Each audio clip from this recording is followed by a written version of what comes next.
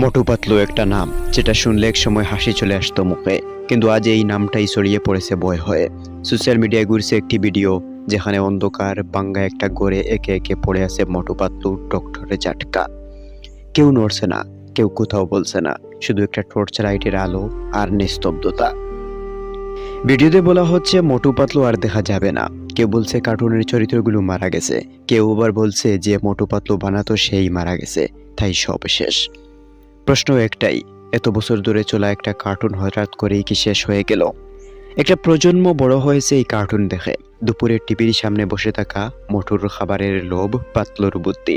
আজ যদি সত্যি এগুলো আর না থাকে, তাহলে কি আমাদের শৈশবের একটা অংশ হারিয়ে গেল? এই ভিডিওটি যেই বা দেখেছে তার মনে একটাই প্রশ্ন ঘুরপাক খাচ্ছে, এটা কি শুধু ভিডিও, নাকি এর পিছনে লুকিয়ে আছে ভয়ঙ্কর কোনো সত্য? কারণ ভিডিওটা এতটাই বাস্তব মনে হয়, এতটাই অন্ধকার যে অনেকেই বিশ্বাস করে ফেলেছে মোটু পাতলু শেষ।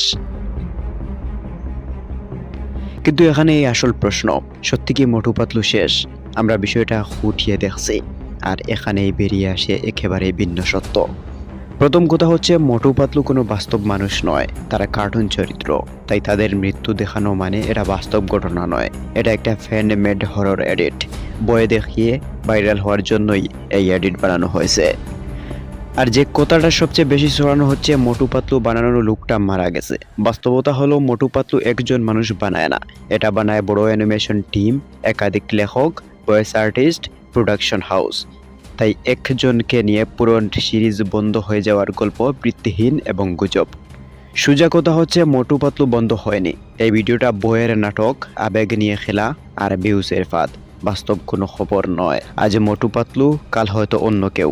সোশ্যাল মিডিয়ায় ভয়ঙ্কর ভিডিও দেখলেই বিশ্বাস করবেন না, কারণ গুজব ভাইরাল হয়, কিন্তু সত্য যাচাই দরকার। এখন প্রশ্ন আসতে পারে, তাহলে এ ধরনের ভিডিও বানানো হয়েছেই বা কেন?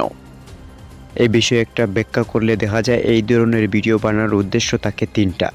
প্রথম উদ্দেশ্য হচ্ছে ভিউজ আর ভাইরাল হওয়া, বয় নস্টালজিয়া, মানুষ সবচেয়ে বেশি শেয়ার করে। 2 নম্বর উদ্দেশ্য হচ্ছে হরহর থিম কন্টেন্ট, শিশুদের কার্টুনকে ড্রাগ ভাবে দেখানো, এখন এটা একটা ট্রেন্ডে পরিণত হয়েছে। আর 3 নম্বরে রয়েছে ফেক নিউজ ছড়ানো, আর দেখা যাবে না, এমনটা আর পাওয়া যাবে না, এরকম কথা মানুষ সবচেয়ে বেশি শেয়ার করে এবং দ্রুত বিশ্বাস করে। যার ফলে মোটু পাতলু কন্টেন্ট ক্রিয়েটররা এই আবেগকে কাজে লাগিয়ে এমন কন্টেন্ট বানিয়ে সোশ্যাল মিডিয়ায় ভাইরাল করে দিয়েছে, আর আমরা আবেগের বসে সেগুলো শেয়ার করে মানুষকে ধোঁকা দিচ্ছি।